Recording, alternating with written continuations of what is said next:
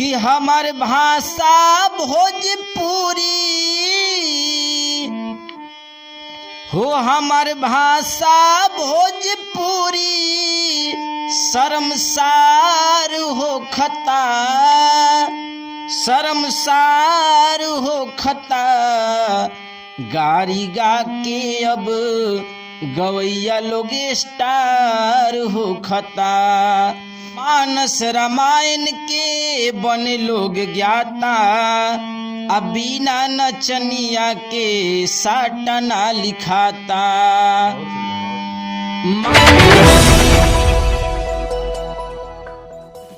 IBN 7 Bharat में आपका स्वागत है। एक कलाकार, एक गायक का हौसला उस दिन टूट जाता है जिस दिन उस गायक कलाकार को लोग जातिवाद में बांट देते हैं। क्योंकि कलाकार का कोई जात नहीं होता है, कलाकार का कोई गांव नहीं होता है, कलाकार का कोई घर नहीं होता है। कलाकार लोगों के दिल में बसता है और एक कलाकार का आवाज़ उस दिन बंद हो जाता है जब कलाकार अच्छे अच्छे गीतों को आपके सामने रखा जाता है और लोग उस अच्छे अच्छे गीतों को लात मारकर अश्लील का समर्थन करते हैं। एक ऐसे ही कलाकार से हम आपको मिलाते हैं जो अपने क्षेत्र के एक बहुत ही मशहूर कलाकार हैं। बहुत दिन स्ट्रगल किए, अपने जीवन का बहुत सारा उम्र गीत संगीत में बिता दिए, लेकिन अभी उनको वो मुकाम हासिल नहीं हुआ जो मुकाम चंद दिन में अश्लील गीत गाने वालों को मिल जाता है। हमारे सामने हैं लाल बाबू शर्मा व्यास जी, आइए उनसे मिलते हैं। सबसे पहले IBN 7 भारत में आपका स्वागत है। बहुत बहुत धन्यवाद। ये अश्लील हमारे भोजपुरी समाज में इतना फैल गया है, इतना फैल गया है कि ये एक जहर बनता जा रहा है। बहुत सारे बड़े बड़े कलाकारों का नाम आता है, इसमें बहुत सारा विवाद हो रहा है। इस पे आपका क्या राय है? ए पर हमारी ये कहे कि विचार बा कि आज जितना भोजपुरी में अश्लीलता कलाकार लोग फैला दिल बा, ई ना होके के चाहत रहे। अश्लीलता पर आपका क्या राय है? क्या राय, इससे कैसे निजात पाएं? कौन लोग इसको फैला रहे हैं? देखी, गायक कलाकार जोन होले समाज खातिर दर्पण होले, आईना होले। गायक कलाकार के श्रोता के बीच में बढ़िया चीज़ परोसे के चाही जौना के सुन करके लोग के कुछ शिक्षा मिले। लेकिन आज पैसा कमाए खातिर, नाम कमाए खातिर, बहुत जल्दी स्टार बने खातिर लोग कैसनो गीत गा के चाहता कि हम जितना जल्दी स्टार बन जाए। जातिवाद से आपका क्या राय है? जहाँ भी हम जाते हैं आजकल, हम लोग जहाँ जाते हैं, बारात में जाते हैं, तिलक में जाते हैं, अहिरान का गाना बज रहा है, बबुआन का गाना बज रहा है, कोयरान का गाना बज रहा है, पसवान का गाना बन रहा है। इसमें आपका क्या राय है? सबसे तो पहले ये जान लिया जाओ कि कलाकार के कोई जाति ना होखे। कलाकार सबके हमें, कलाकार सबके होले। ई अब जौन गायक कलाकार लोग एकरा के जातिवाद में बांट दिल बा। जहाँ जातनी तहाँ का तो जत अहिरान के गीत, तो बबुआन के गीत, ई पहले ना रहा। ई अब 2-4 बरस ले संगीत में जातिवाद आ गई बा, लेकिन ई पहले ना रहा। पहले कलाकार की दृष्टि से देखल जात रहे। अब तो पहले पूछल जाता कि कौन जात हैं, तो बाबू साहेब, कौन जात हैं, तो पंडित जी। अच्छा, ये बताइए कि आप कितने दिन से गीत संगीत के लाइन में हैं? तकरीबन आज 20 साल हो ही गई। काहे कि हमने के 1997-98 से ही शुरुआत के लिए बनिया। क्या कारण है कि अश्लील गीत गाने वाले चंद दिनों में ही सुपरस्टार बन जाते हैं और अच्छे अच्छे गीत गाने वाले अभी स्ट्रगल कर रहे हैं, अभी मेहनत कर रहे हैं? आप तो 20 साल से इस लाइन में है, आपको अनुभव होगा। अश्लीलता के लोग बढ़ावा दे रहल बा। अश्लील गीत गावे वाला के ही लोग बुला रहल बा। बढ़िया गीत गावे वाला के आज के डेट में पूछ नहीं खे। मंच पर 4 गो बढ़िया गीत होता तो लोग कहता कि अब होइसन गाओ। एकरा चलते अश्लील गीत गावे वाला कलाकार बहुत जल्दी हाईलाइटेड हो जाते रहे। आ जितना बढ़िया कलाकार बड़े वो जहाँ बड़े तो हैं बड़े। अश्लील गीत पे अगर आप 2 लाइन बनाए हैं तो हमारे श्रोता के लिए कुछ बनाए हैं तो आप बताइए। धन है भोजपुरी गीत, भोजपुरियन के मीत कह, हिंदी के हित जिसन लाल अढ़ौल बा। धन है भोजपुरी गीत, भोजपुरियन के मीत कह, हिंदी के हित जिसन लाल अढ़ौल बा। ऐसन अंगूरी जैसे कन्या के चूरी लाल, ऐसन अंगूरी जैसे कन्या के चूरी लाल, सगुन के पूरी मांगे सिनुरा कबूल बा। बहुत सुंदर। और एगो गीत बा कि हमार भाषा भोजपुरी हो, हमार भाषा भोजपुरी शर्मसार हो खता, शर्मसार हो खता।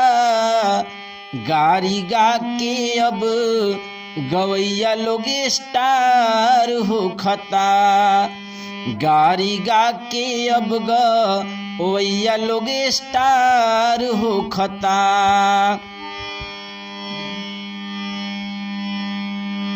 मानस रामायण लोग,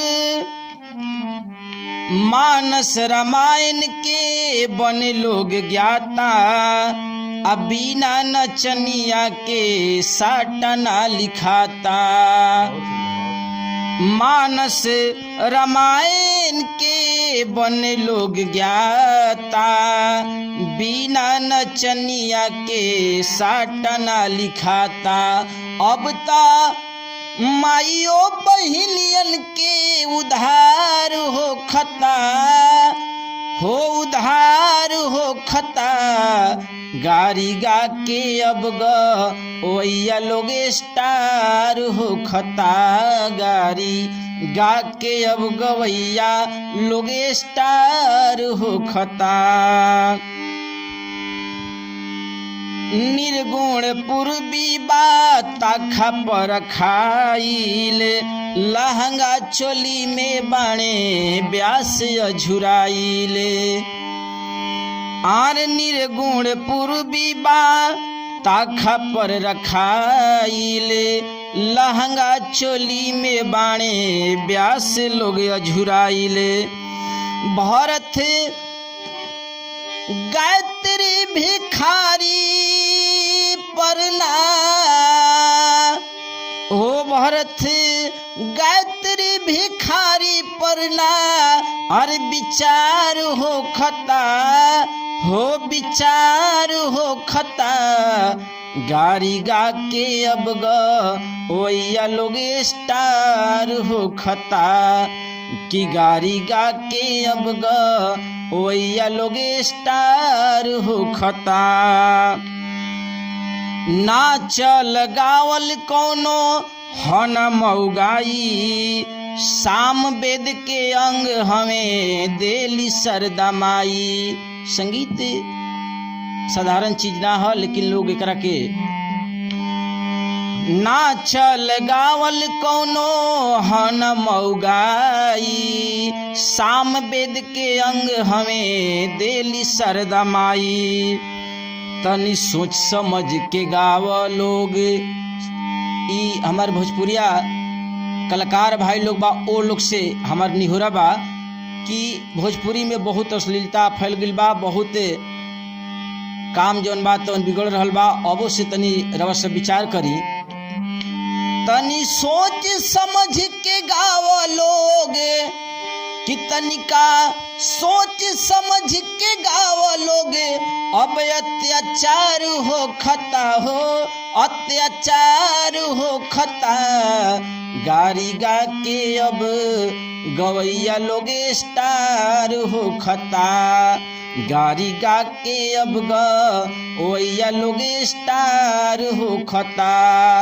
कि हमारे भाषा भोजपुरी हो, हमारे भाषा भोजपुरी शर्मसार हो खता, हो शर्मसार हो खता। कितनी का सोच समझ के गारी गा के अब गवैया लोग स्टार हो खता, गारी गा के अब गवैया लोग स्टार हो खता। बहुत सुंदर। गारी गा के अब गवैया लोग स्टार हो खता।